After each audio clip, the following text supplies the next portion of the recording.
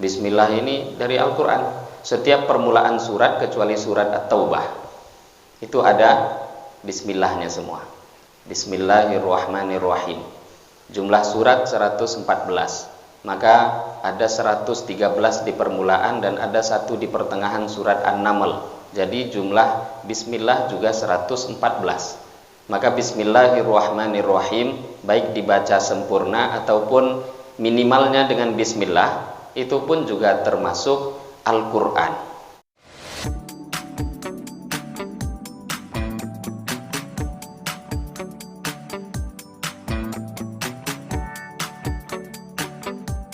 Assalamualaikum warahmatullahi wabarakatuh.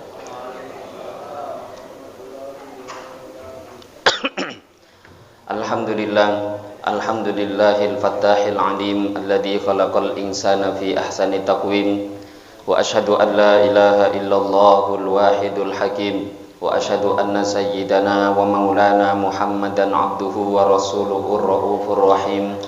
Allahumma salli wa sallim ala sayyidina Muhammadinil karim al-muzali alaihi wa innaka la'ala khuluqin azim wa ala alihi wa ashabihi alladhina ataw rabbahum biqalbin salim, amma ba'da.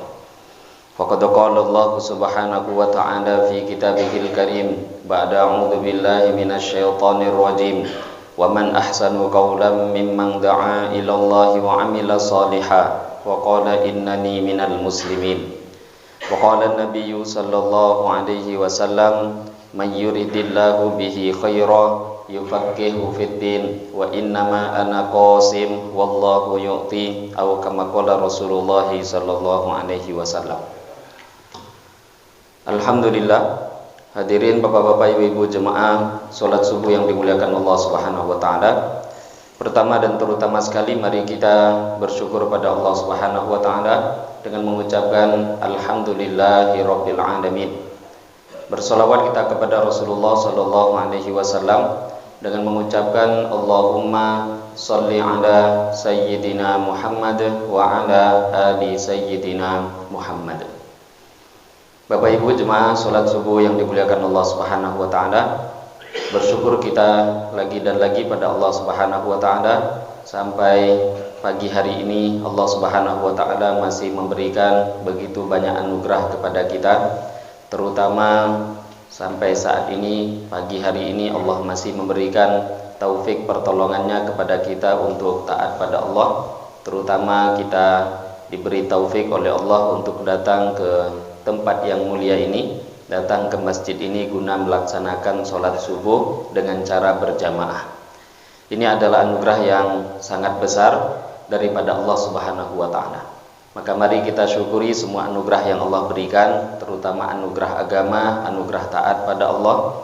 Dengan syukur kita berharap semoga Allah selalu istiqomahkan kita di dalam taat pada Allah. Dengan syukur kita berharap semoga Allah selalu memberikan taufik pertolongannya kepada kita untuk mengamalkan agama. Harapan kita hanya satu, yaitu ketika kita dipanggil oleh Allah dalam keadaan taat pada Allah, dalam keadaan mengamalkan perintahnya Allah Subhanahu wa ta'ala. Amin ya rabbal alamin. Hadirin Bapak Ibu jemaah salat subuh yang dimuliakan Allah Subhanahu wa ta'ala, jangan lupa kita niat i'tikaf sampai insyaallah masuk waktu salat isyraq nanti. Kita sembari duduk di masjid niatkan dalam hati kita, nawaitul i'tikaf di hadzal masjid sunnatan lillahi ta'ala. Saya niat i'tikaf di masjid ini sunnah karena Allah lillahi ta'ala. Kita akan lanjutkan sedikit kajian kita pada pagi hari ini, melanjutkan membaca beberapa pembahasan dari kitab Al-Adhkar An-Nawawiyah, pembahasan doa dan zikir 24 jam sehari semalam yang disusun oleh Al-Imam An-Nawawi rahimahullah ta'ala. Jadi kitab ini fokus dalam pembahasan doa-doa, bacaan-bacaan, amalan-amalan. Ada juga nanti fikih secara ringkas beliau terangkan, tetapi tidak secara terperinci, secara ringkas. Pagi hari ini Bapak Ibu kita akan lanjutkan pembahasan dengan judul Babu ma yaqulu 'inda iktisalihi. Bab pembahasan doa atau ucapan apa yang dibaca seseorang ketika mandi. Halaman 50. Ucapan ketika mandi. Babu ma yaqulu 'inda iktisalihi. Qala al-musannif rahimahullahu ta'ala wa bi sanadil muttasil ila al-Imam An-Nawawi rahimahullahu ta'ala nafa'anallahu bihi wa bi 'ulumihi fid dharain. Qala babu ma yaqulu 'inda iktisalihi. Bab menerangkan tentang bacaan, ucapan, doa yang diucapkan seseorang ingda ightisalihi, ketika dia mandi. Sebelumnya kita sudah membahas tentang bacaan-bacaan atau doa-doa yang berkaitan dengan wudu. Doa-doa ketika berwudu dimulai dengan bismillah, kemudian doa selepas berwudu, dan yang terakhir kemarin kita bahas apakah ada doa-doa khusus di tengah-tengah wudu, anggota-anggota wudu ketika membasuh wajah apakah ada doanya, membasuh tangan apakah ada doanya. Itu di terjemahan tidak ada, tapi di kitab aslinya ada pembahasan. Imam Nawawi menyampaikan terjadi ikhtilaf di kalangan para ulama untuk bacaan-bacaan atau doa-doa di anggota-anggota wudu. Sebahagian ulama mensunnahkan karena ada beberapa contoh dalil yang memang mengarah kepada amalan itu. Maka di antara sebahagian ulama mengatakan sunnah, dianjurkan berdoa ketika membasuh di anggota-anggota wudu. Dan beliau pun memberi contoh ketika seseorang membasuh wajah itu ada doanya, ketika membasuh tangan ada doanya, bahkan dimulai dari awal ketika menggunakan air ada doanya. Alhamdulillahilladzi ja'alal ma'a tahura, ketika madmadah, kumur-kumur, Allahumma askini min haudi nabiyyika Muhammad sallallahu alaihi wasallam ka'san la adma'u ba'dahu abada. Masukkan air ke hidung ada doa. Kemudian ketika membasuh wajah, Allahumma la ketika istinsyak, Allahumma la tahrimni raihata na'imika wa jannatik.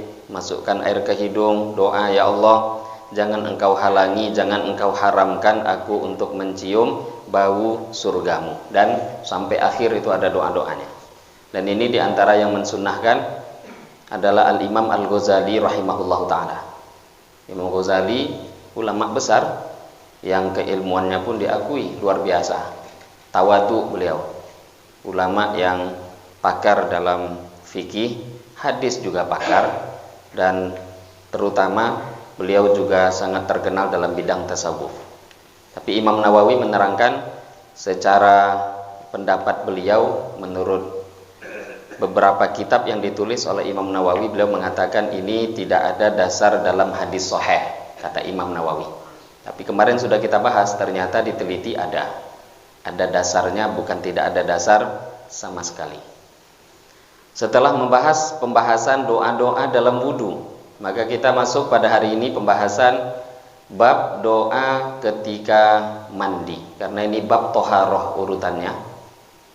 Wudu itu termasuk bahagian toharoh. Begitu juga mandi, ini juga bahagian toharoh. Dan selepasnya nanti bab tentang tayammum. Yustahabbu, disunnahkan, lil muktasidi, bagi orang yang mandi, ayyakula, untuk dia membaca jami'a ma dzakarnahu, semua doa yang telah kami sebutkan, fil mutawaddi'i, mengenai orang yang berwudu, minat tasmiyati, dimulai daripada membaca bismillah, wa ghairiha, dan selainnya.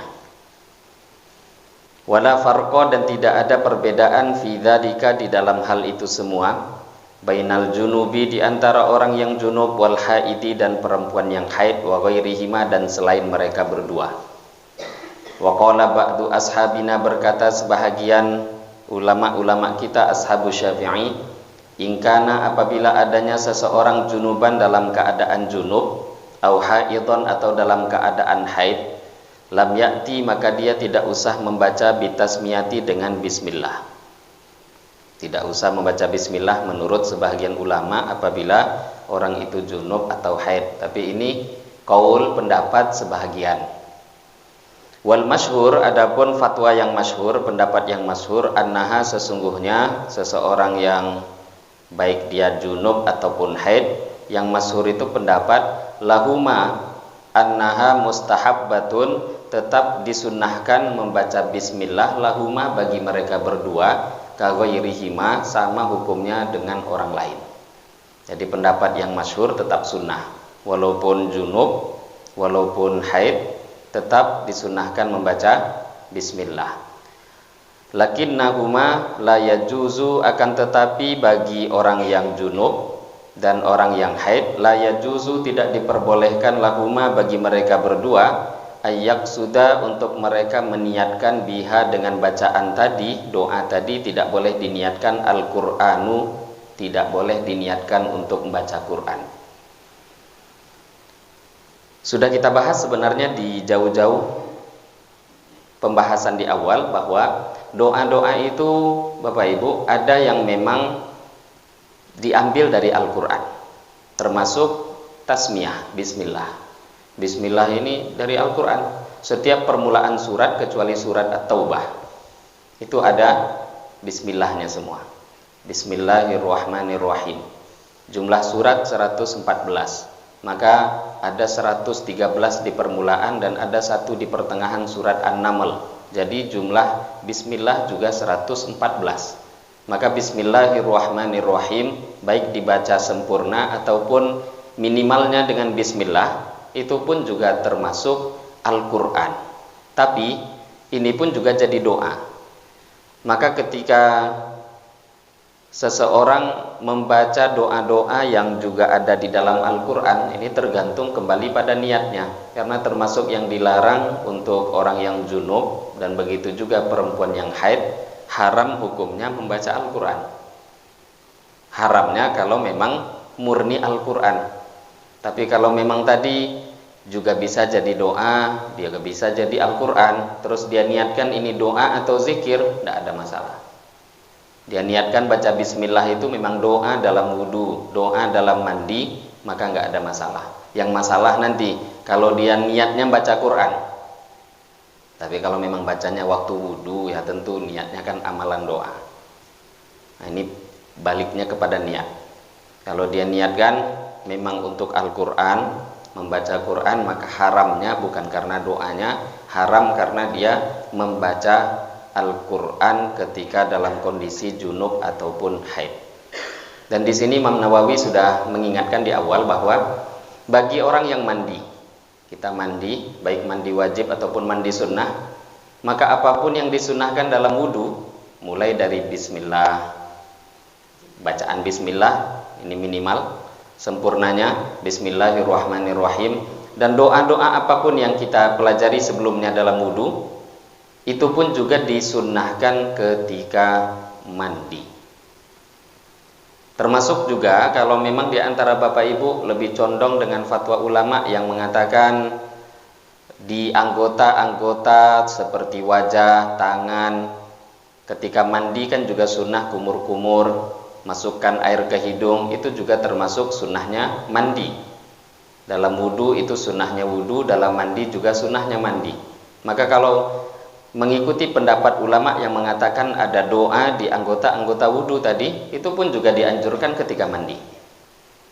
Dan kembali lagi, kalau memang kita punya kebiasaan atau punya tempat yang memang khusus untuk mandi, maka berarti doanya itu mau dilafadzkan boleh saja. Kalau tempatnya khusus tempat mandi, hammam. Tapi kalau sudah bercampur, ini WC, toilet, kamar mandi, berarti bukan kamar mandi. Apalagi biasa bahasa kita hari-hari kamar mandi itu toilet.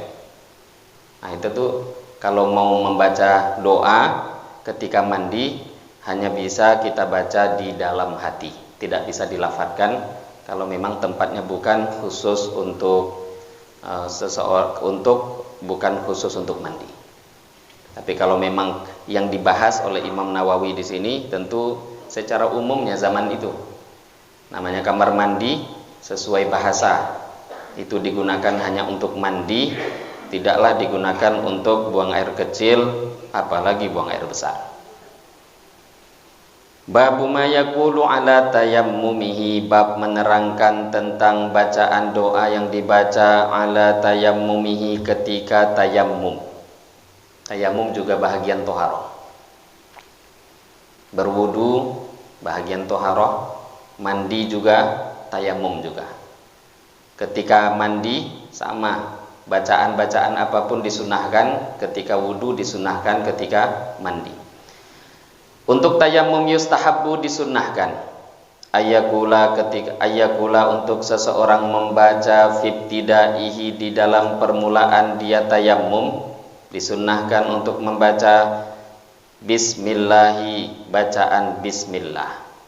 Fa in kana junuban aw haidhan, apabila dia dalam keadaan junub atau haid, fa ala ma dzakarna fi ightisalihi, maka sama pembahasannya seperti apa yang telah kami sebutkan fi ightisalihi, dalam hal ketika dia mandi.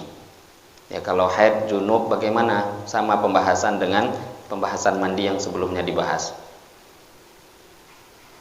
Wa amma tasyahud, adapun tasyahud ba'dahu, selepas tayammum, kan ada doa selepas berwudu, itu yang dimaksud tasyahud. Asyhadu an la ilaha illallah wahdahu la syarikalah, doa selepas wudu. Adapun tasyahud ba'dahu, selepas tayammum, wa baqi dzikri, dan doa-doa zikir lainnya, al mutaqaddim, yang telah terdahulu, fil wudu'i, di dalam pembahasan wudu, wa doa, dan pembahasan doa, alal wajhi, ketika membasuh wajah, wal kafain, dan doa ketika membasuh dua tangan. Falam aro, maka aku tidak melihat, fihi, di dalam doa-doa pembahasan itu tadi, tidak aku lihat ada pembahasan syai'an sedikit pun, li ashabina, bagi kawan-kawan kami para ulama Syafi'iyah, wala ghairihim, dan juga tidak aku lihat ada pembahasan bagi ulama lainnya. Wa dhahiru, adapun zahirnya, anna hukmahu, bahwa hukumnya ketika membasuh wajah, doa-doa di tengah-tengah tayammum, hukumnya ala ma dzakarna, sama seperti apa yang kita sebutkan fil wudu'i, dalam pembahasan wudu. Fa innat tayammuma, karena sesungguhnya tayammum, toharatun, adalah bersuci juga, kal wudu'i, sama seperti wudu. Kita ketahui memang Imam Nawawi, ini di zaman Imam Nawawi. Imam Nawawi mengatakan, saya lihat di pembahasan fikih ulama-ulama yang sebelumnya tidak membahas tentang apa hukum atau tata cara ketika tayamum, ada bacaan doa-doa enggak di tengah-tengah tayamum. Maka kata beliau, aku enggak melihat ada pembahasan itu di ulama sebelumnya. Itu di zaman Imam Nawawi. Tapi kan zaman setelah Imam Nawawi dibahas. Ulama mutaakhirin zaman setelahnya itu membahas. Dan di dalam sarah kitab Al-Adhkar ini diterangkan oleh pensarah kitab Al-Adhkar, yaitu Syekh Muhammad Ali bin Muhammad Allan Al-Bakri As-Siddiqi Asy-Syafi'i. Beliau mengatakan apa yang disampaikan oleh Imam Nawawi, bahwa bagi orang yang tayammum sama, apapun yang disunahkan dalam wudu itu juga disunahkan dalam tayammum. Mulai dari bismillah, kalau mau mengamalkan doa-doa di anggota wudu, anggota tayammum juga dia baca doa, itu dianjurkan. Termasuk juga selepas dia bertayammum, sunnah juga untuk membaca tasyahud, doa selepas wudu. Lah kok bisa? Ya, tayammum itu kan pengganti wudu, posisinya sama. Sebagaimana juga wudu itu mengangkat hadas, maka tayammum juga itu fungsinya. Selepas tayammum bisa sholat, fungsinya sama. Maka sunnah-sunnah yang ada di dalam wudu itu pun juga sunnah dikerjakan ketika kita selesai bertayammum. Dan pendapat ini wa wafaqahu alaihil mutaakhirun, kata pensyarah Syekh Muhammad bin Ali bin Allan Asy-Syafi'i. Beliau mengatakan fatwa Imam Syafi'i ini disetujui oleh ulama-ulama mutaakhir. Ulama-ulama akhir semua menyetujui apa yang disampaikan oleh Imam An-Nawawi. Jadi sama, wudu, mandi, tayammum, bacaan doanya sama. Kalau kita juga mengikuti fatwa dalam tadi anggota-anggota wudu mau kita baca doa, kan tayamum hanya 2 anggota, wajah kemudian tangan. Dan dalam fatwa mazhab al-Imam Asy-Syafi'i, dan memang seharusnya di sini tentu dalam pembahasan kajian fikih sudah dibahas tentang tayamum. Dalam fatwa mu'tamad dalam mazhab kita, tayamum itu untuk tangan sampai siku. Tidak kita pungkiri nanti ada ulama yang berfatwa hanya sampai pergelangan tangan. Tapi fatwa yang mu'tamad dalam mazhab Syafi'i sampai siku. Karena dalil sahih juga menerangkan sampai siku, dan juga dikiaskan pada wudu. Basuh wajah juga ikut seperti anggota wudu. Tangan juga selayaknya juga sama seperti wudu, itu diusapnya sampai kepada siku. Maka ketika mengusap wajah, tayamum, ingin baca doa, sunnah. Kemudian juga ketika mengusap tangan, kemudian juga ngamalkan doa, ketika doa yang berkaitan dengan anggota tangan seperti yang dibahas oleh beliau, maka itu pun juga dianjurkan. Selepas tayamum juga dianjurkan selepas itu untuk berdoa. Kita lanjutkan pembahasan setelahnya. Bab ma yaqulu idza tawajjaha ilal masjid. Bab menerangkan tentang ucapan doa yang dibaca oleh seseorang idza tawajjaha, ketika dia sudah mengarah menuju ilal masjidi, ke masjid. Urutan memang. Mulai bangun tidur, doa bangun tidur, kemudian pembahasan berwudu, dan biasanya orang kalau nggak bisa wudu tadi atau mandi, kalau nggak ada air, tayamum. Nah, selesai berwudu kemudian menuju masjid. Nah, ini juga menjadi anjuran kepada kita. Wudu itu anjurannya di rumah, karena ada fadilah khusus tersendiri berangkat ke masjid dalam keadaan suci. Ya, kalau memang nggak ada air baru nanti wudunya di masjid. Urutan sesuai amalan harian yang disunnahkan. Selesai bersuci, berjalan ke masjid. Apa yang dianjurkan? Disunnahkan ketika kita sudah mengarah ke masjid, tapi ini berkaitan dengan doa.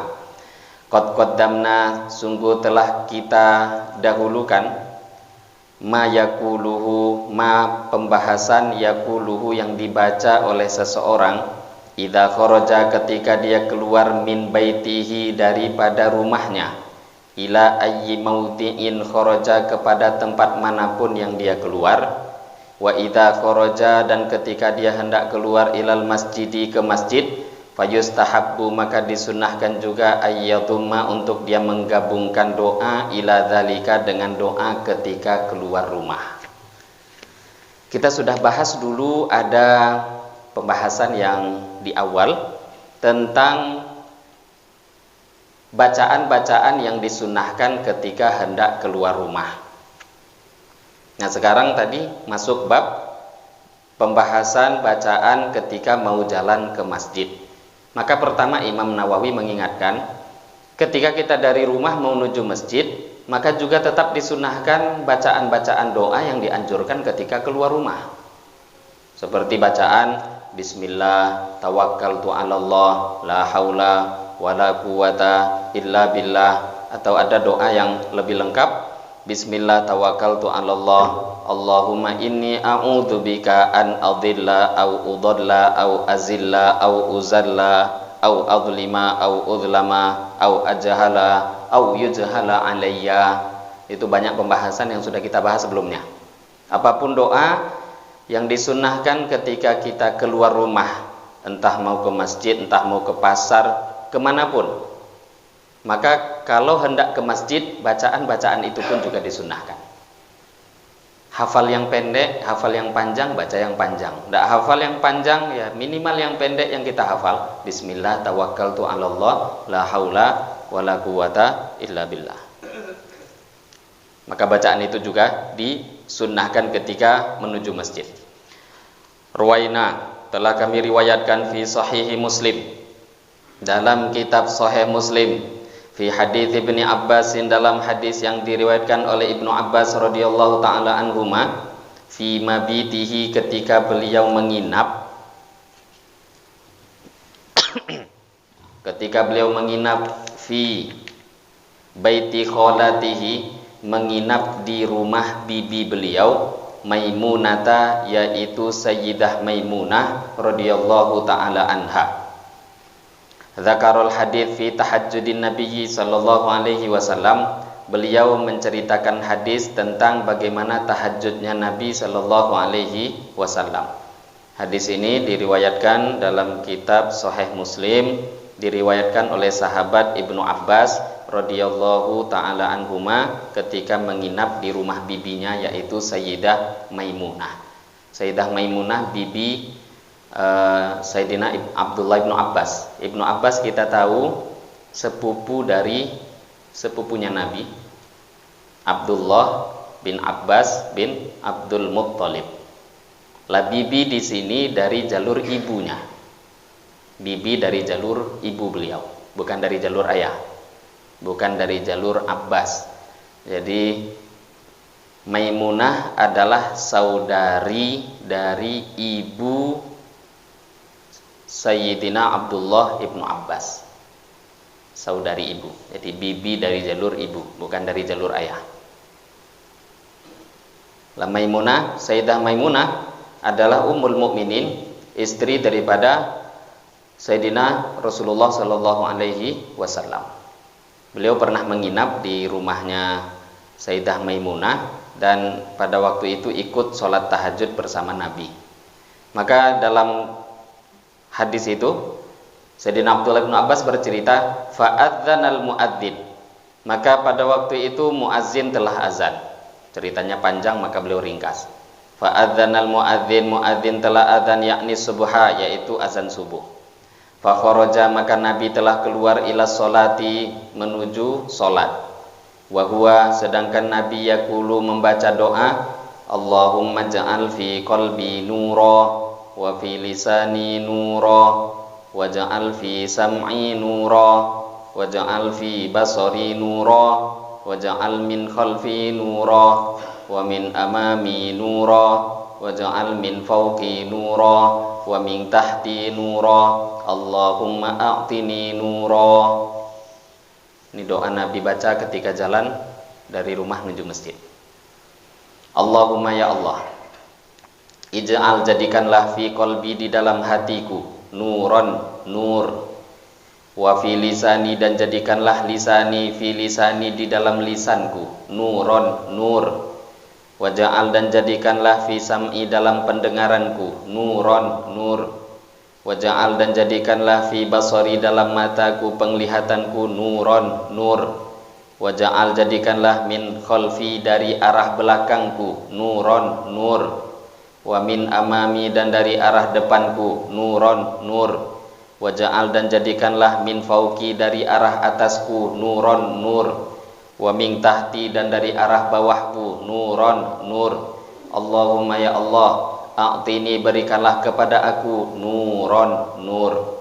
Ini doa yang dibaca Nabi dalam riwayat Sahih Muslim yang diriwayatkan oleh sahabat Ibnu Abbas radhiyallahu taala anhuma. Ini dihafalkan sangat bagus. Ya Allah, jadikanlah di hatiku nur, di lisanku nur, pendengaranku nur, mataku nur, belakangku nur, depanku nur, atasku nur, bahkan nanti dalam beberapa riwayat kananku nur, kiriku nur, semua arah. Ini riwayat yang kita baca, riwayat Ibnu Abbas radhiyallahu taala anhuma. Minta nur dalam semua hal bisa jadi maknanya memang secara hakikat, bisa jadi sebagai kiasan.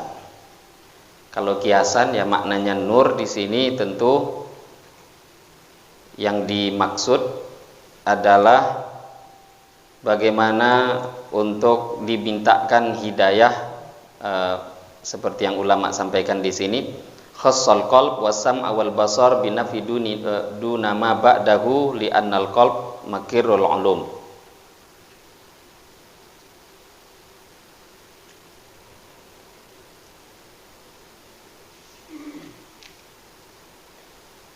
Bisa saja ini maknanya, kata para ulama, yang beliau maksud minta nur itu supaya ditampakkan betul nanti pada hari kiamat. Anggota-anggota yang didoakan itu mata, telinga, dinampakkan nurnya pada hari kiamat, yang mana memang di dalam banyak hadis Nabi Shallallahu Alaihi Wasallam menerangkan kiamat itu begitu gelapnya suasana waktu itu, kecuali memang orang-orang yang diberikan nur oleh Allah Subhanahu wa Ta'ala. Maka termasuk di antara orang-orang yang diberikan nur, orang yang mau doa, membaca doa ini ketika jalan ke masjid. Termasuk juga orang yang sering berwudu. Nabi bersabda bahwa nanti di hari kiamat umat ini akan nampak tanda mereka dari bekas-bekas air wudu mereka. Sehingga Sayyidina Abu Hurairah radhiyallahu ta'ala anhu, beliau memiliki satu kebiasaan melebihkan untuk membasuh anggota wudu, karena beliau ingin nanti yang dilebihkan itu pun juga akan lebih bercahaya nanti pada hari kiamat. Jadi satu sunnah dalam wudu, misalkan kalau hanya disampaikan berwudu membasuh tangan sampai siku, maka Sayyidina Abu Hurairah radhiyallahu ta'ala anhu, beliau lebihkan sampai nanti ke bahu, sampai ke atas. Ini kebiasaan dari satu orang sahabat, Abu Hurairah radhiyallahu ta'ala anhu. Dari pemahaman beliau dari hadis Nabi tadi, maka lebihkanlah cahaya nur itu nanti supaya tampak di hari kiamat. Tapi para ulama mengatakan, sebahagian ulama lain, Bapak Ibu, nur di sini bisa saja maknanya memang hakikat. Karena memang orang-orang yang berwudu itu ada nur wajah, di anggota-anggota tubuh mereka itu nampak lebih terang, bercahaya dibandingkan orang yang tidak pernah berwudu. Jangankan berwudu, di beberapa waktu yang lalu saya mengisi kajian kitab Hayatus Sahabah. Dalam kitab Hayatus Sahabah diriwayatkan bagaimana kisah masuk Islamnya beberapa orang sahabat yang menjadi pimpinan Ansor, Sa'ad bin Mu'ad, Usaid bin Khudair radhiyallahu ta'ala anhuma. Ini pimpinan-pimpinan Ansor. Usaid bin Khudair ketika diutus oleh Sa'ad bin Mu'ad, yang waktu itu Nabi mengutus satu orang sahabat bernama Mus'ab ke Madinah sebelum Nabi hijrah. Nabi mengutus sahabat Mus'ab 1 tahun sebelum Nabi hijrah.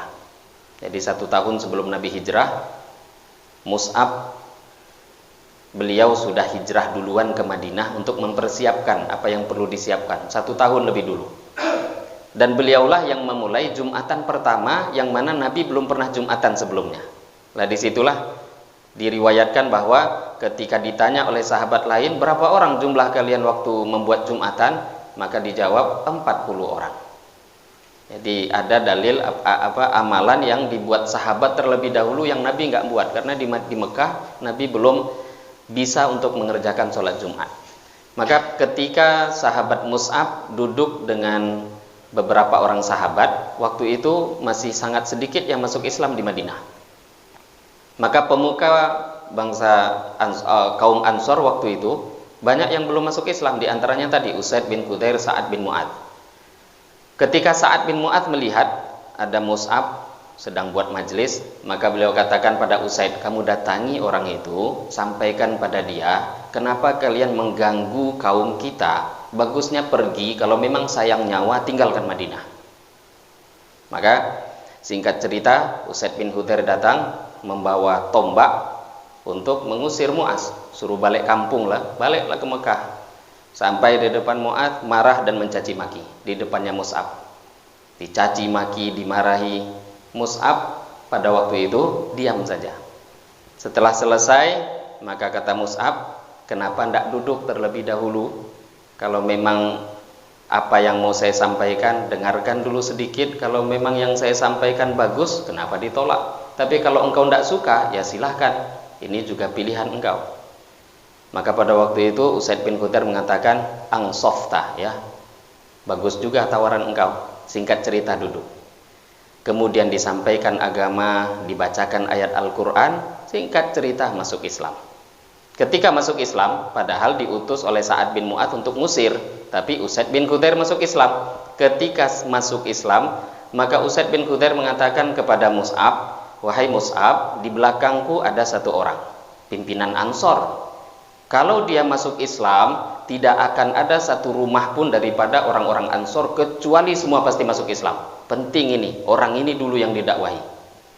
Maka kata Mus'ab, iya, saya mau dakwah. Kalau memang dia juga mau duduk seperti kamu, kalau cuma ngamuk terus pergi, tidak bisa. Maka Usaid pun berpikir, apa kira-kira cara supaya dia mau datang. Maka pada waktu itu diakal-akali oleh sahabat Usaid, jumpa lagi dengan sahabat Sa'ad bin Mu'ad. Maka Sa'ad bin Mu'ad ketika melihat Usaid bin Hudair, ini hanya jarak beberapa menit, didakwahi tadi kemudian kembali. Sa'ad bin Mu'ad mengatakan, pada waktu itu sedang duduk dengan orang-orang Ansor yang belum masuk Islam. Coba kalian perhatikan, kata Sa'ad, Usaid datang dengan wajah yang berbeda dengan wajah ketika meninggalkan kita. Dalam sarah hadis diterangkan, dalam sarah kitab Hayatus Sahabah, kenapa Sa'ad bin Mu'ad mengatakan wajahnya Usaid bin Hudair berubah? Para ulama mengatakan li'anna lil hidayati nurun. Hidayah itu memang punya nur berbeda. Jangankan wudu ya, itu syahadat. Kalau orang Islam dengan gak Islam tuh punya nur berbeda bagi orang yang punya basirah. Lah apalagi bahagian yang terperincinya nanti masuk Islam dengan tidak saja wajah tuh ada nurnya. Ini orang yang biasa zikir, tidak biasa zikir tuh ada nur yang berbeda. Kalau ada orang mau doa, ya Allah tanganku berikan nur, mataku berikan nur, telingaku berikan nur, maka kata para ulama ini bukan hanya secara kiasan di akhirat ataupun minta hidayah ditambahkan, enggak.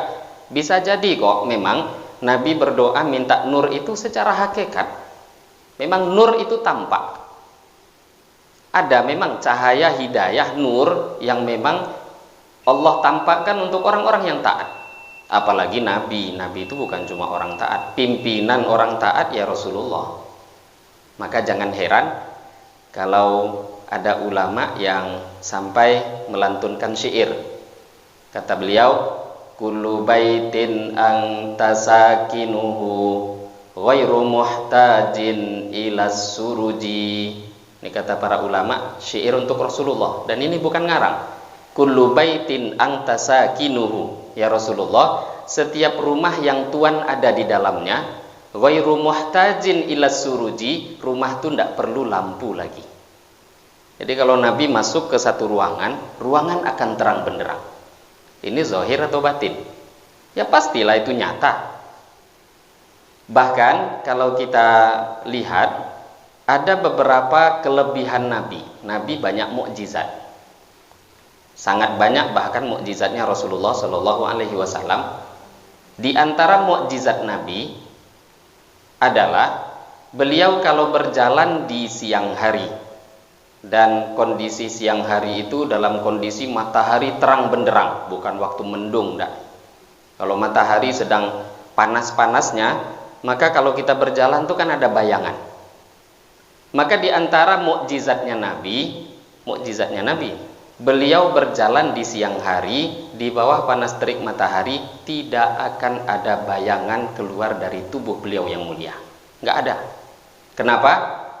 Kata para ulama, di antara penyebabnya Nabi itu dipenuhi dengan nur. Memang Nabi isinya nur semua, wajahnya nur, tangannya nur, kakinya nur. Jangankan beliau, kanan, kiri, depan, belakang, itu kan sudah di luar diri. Nabi itu nur.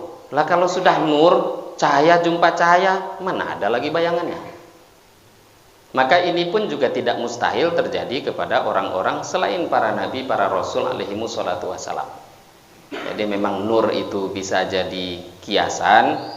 Tidak salah juga dikatakan nur itu akan ditampakkan betul pada hari kiamat. Tapi juga tidak salah kalau memang itu zahir ditampakkan oleh Allah di dunia ini. Dan itu terbukti memang Allah tampakkan pada diri yang mulia baginda Muhammad Sallallahu alaihi wasallam. Nah ini diantara penyebabnya saking banyaknya Nabi minta nur ketika berjalan dari rumah menuju masjid. Nah ini doa diantaranya. Dan doa ini banyak dipakai oleh para ulama. Asli doanya ketika jalan dari rumah ke masjid. Allahumma ja'al fi qalbi nura wa fi lisani nura wa fi sam'i nura wa ja'al fi basari nura wa min khalfi nura wa min amami nura wa ja'al min fawqi nura wa min tahti nura Allahumma a'tini nura. Ini doa yang dibaca Nabi ketika beliau keluar dari rumah jalan menuju masjid. Nah, kalau tidak hafal kan susah. Ya paling tidak bahasa Indonesianya. Jalan dari rumah menuju masjid. Nur di dunia diberikan Allah, yaitu terserah Allah. Paling tidak di akhirat, di kubur, di mahsyar, di tempat-tempat yang betul-betul kita perlukan, di sana yang memang nur-nur itu yang betul-betul kita harapkan diberikan oleh Allah Subhanahu wa taala. Warwaina, begitu juga kami meriwayatkan fi kitab Ibnu Sunni, dalam kitab Ibnu Sunni an Bilal radhiyallahu anhu, daripada Sayyidina Bilal bin Rabah radhiyallahu taala anhu, qala, beliau telah berkata, karena adanya Rasulullah sallallahu alaihi wasallam idza kharaja, ketika beliau keluar ila sholati, menuju salat, mau berangkat salat ke masjid, qala, maka Nabi akan membaca bismillah, amantu billah, tawakkaltu 'ala Allah, la haula wala quwwata illa billah, Allahumma bihaqqis sa'ilina 'alaik wa bihaqqi makhraji hadza fa inni lam akhrujhu ashiran wala bataran wala riya'an wala sum'ah, kharajtu ibtigha'a mardatik wattiqa'a sakhatik, as'aluka an tu'idani minan nar wa an tudkhilanil jannah. Kata Sayyidina Bilal, Nabi keluar dari rumah ilas sholah, menuju masjid mau sholat. Apa yang Nabi baca? Bismillah, dengan menyebut nama Allah. Amantu billah, aku beriman pada Allah. Tawakkaltu 'ala Allah, aku bertawakal pada Allah. La haula, tidak ada daya, wala quwata, tidak ada kekuatan, illa billahi, kecuali atas izin pertolongan Allah. Allahumma, ya Allah, bihaqqis sa'ilina 'alaik, dengan haknya orang-orang yang meminta kepada engkau. Wa bihaqqi makhraji hadza, dan dengan haknya keluar berjalannya aku ini.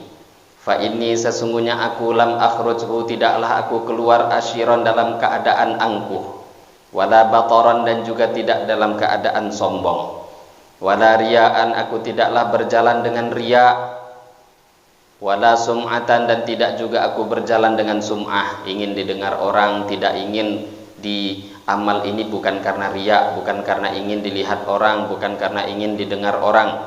Kharajtu, aku keluar, ibtigha'a mardatika, untuk mencari ridha engkau, wattiqa'a sakhatik, dan untuk menjaga diri daripada kemurkaan engkau. As'aluka, aku minta kepada engkau, an tu'idani, untuk engkau melindungi aku, minan nari, daripada neraka, wa an tudkhilani, dan memasukkan aku al jannata, ke dalam surga. Ini ada komentar, tapi di sini ditulis oleh Imam Nawawi langsung, haditsun dhaif, hadis ini hadis dhaif. Ahadu ruwatihi, salah seorang rawinya, Al-Wazi' ibn Nafi' al-Ukaili, yaitu Wazi' bin Nafi' al-Ukaili, wa huwa muttafaq ala du'fihi, dia disepakati kedhaifannya, wa innahu munkarul hadis, dia adalah mungkar hadisnya. Warwaina, dan kami juga meriwayatkan fi kitab Ibnu Sunni, dalam kitab Ibnu Sunni, maknahu, sama maknanya, min riwayati Atiyah al-Aufi, daripada riwayatnya Atiyah al-Aufi, an Abi Sa'idin al-Khudri, daripada sahabat Abu Sa'id al-Khudri radhiyallahu anhu, an Rasulillahi, daripada Rasulullah sallallahu alaihi wasallam. Wa Atiyah aidan dhaif, tapi Atiyah yang meriwayatkan dalam jalur yang berbeda dalam kitab Ibnu Sunni dhaifun, sama, dia juga orang yang dhaif. Riwayat pertama sahih, Allahumma ja'al fi qalbi nura, nah, itu riwayat Muslim. Hadis yang ini dikomentari oleh Imam Nawawi, kata beliau, hadis ini dhaif karena diriwayatkan oleh Wazi' bin Nafi' al-Ukaili. Ada jalur lain yang disampaikan Imam Nawawi dari jalur Atiyah, dari sahabat Abu Sa'id al-Khudri, itu pun juga dhaif. Tapi dhaif kembali kepada kaidah dhaif, hanya saja dalam syarah kitab ini ditulis dengan lengkap bahwa hadis ini bukan hanya diriwayatkan oleh Atiyah dan jalur Wazi' saja, tidak, Kita tahu Bapak Ibu ada satu orang ulama besar namanya Ibnu Hajar al-Asqalani yang mensyarah daripada Sahih al-Bukhari. Beliau mengatakan jalur ini sebenarnya bukan hanya dalam kitab-kitab yang disebutkan Imam Nawawi, tapi juga ada dalam kitab Ibnu Majah dan juga ada dalam kitab Sahih Ibnu Khuzaimah dan juga diriwayatkan oleh Abu Nuaim dalam kitab Al-Hilyah. Dan kemudian Al-Hafidz Ibnu Hajar mengatakan hadis ini hadis hasan. Jadi ada Imam Nawawi, kita tahu beliau kan juga manusia, dan beliau kan bukan mengatakan tadi hadis ini cuma jalurnya ini, tidak ada yang lain. Nah, kelebihan ulama sekelas Imam Nawawi, kelebihannya memang menerangkan apa yang mereka tahu. Jadi ketika mereka mengatakan ini riwayatnya, ini jalurnya, jalur yang saya sampaikan dhaif, maka Imam Nawawi bukan membatasi, tidak ada hadis lain ini. Nah, enggak. Sehingga akhirnya ulama-ulama setelahnya kalau mereka mencari, ternyata ada dalil yang lain. Maknanya bukan hadis yang baru, enggak. Jalur yang berbeda, yang bunyi hadisnya, yang tadi riwayat Ibnu Majah, Ibnu Khuzaimah dan Abu Nuaim, yaitu Nabi Shallallahu Alaihi Wasallam idza kharaja, beliau idza kharaja rajul min baitihi ila shalah, kata Nabi ketika seseorang keluar daripada rumah menuju salat, faqala, dan orang tadi membaca Allahumma inni as'aluka bihaqqi sa'ilina alaik wa bihaqqi mamsyaya, ada sedikit perbedaan, wa bihaqqi mamsyaya hadza fa inni lam akhruj asharan wala bataran wala riya'an wala sum'ah. Siapa yang baca doa ini dari rumah menuju masjid, kata Nabi, kharajat, akan keluar dosa-dosanya, la wakkalallah, Allah akan mewakilkan untuk dia sab'ina alfa malakin, 70.000 malaikat, yastaghfirunahu lahu, yang akan memohon ampun untuk dirinya. Hadis ini malah hadis hasan, kata Ibnu Hajar al-Asqalani. Bahkan kata Ibnu Hajar, ini yang mengherankan bagi saya, kenapa Imam Nawawi tidak menyebutkan hadis ini diriwayatkan oleh Ibnu Majah, juga diriwayatkan oleh Ibnu Khuzaimah, dan juga diriwayatkan oleh Abu Nuaim, dan hadisnya hasan. Kenapa enggak dinisbatkan ke situ? Tapi itulah pekerjaan ulama setelahnya, ternyata hadisnya hasan.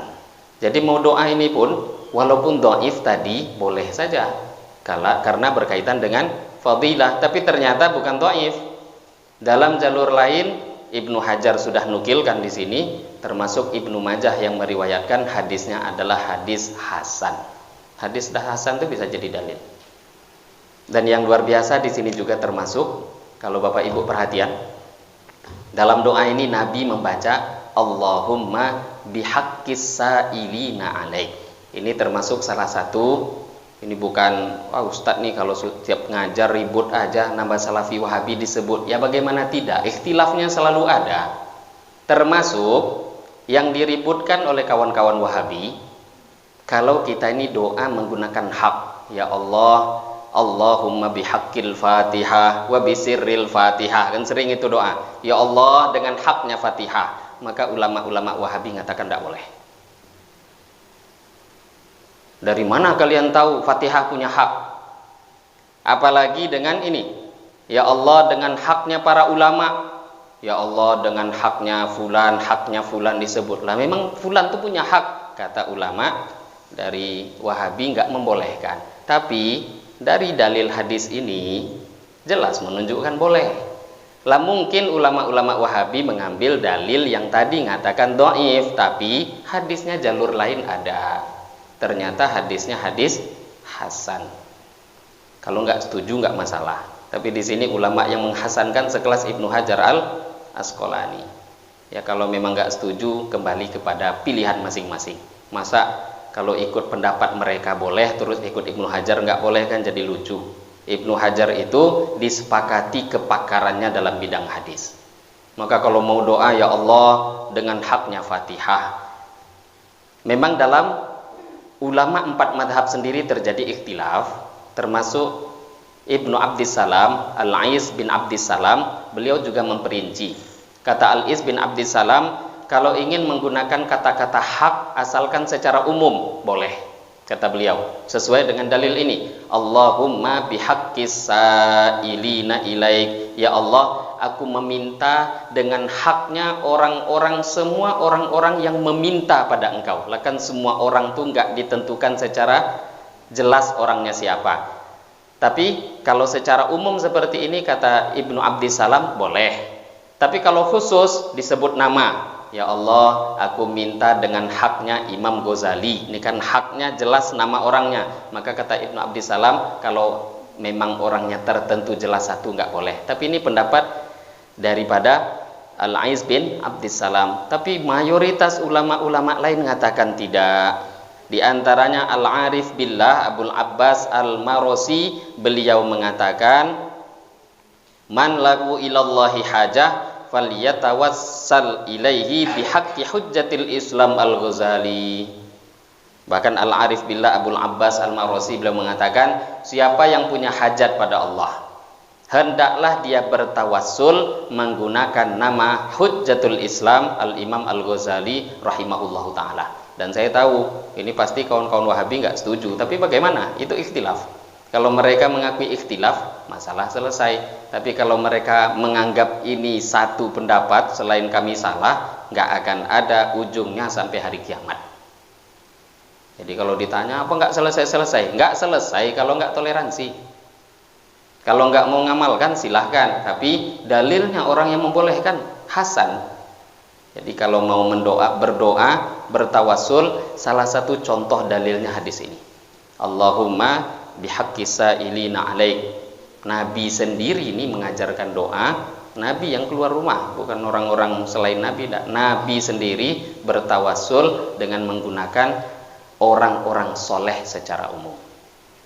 Nah, kalau secara khusus itu nanti sebahagian ulama membolehkan, sebahagian lagi tidak. Tapi Al-Aiz bin Abdussalam tadi, walaupun beliau mengatakan tidak boleh secara khusus untuk orang-orang tertentu, tapi beliau memberikan pengecualian.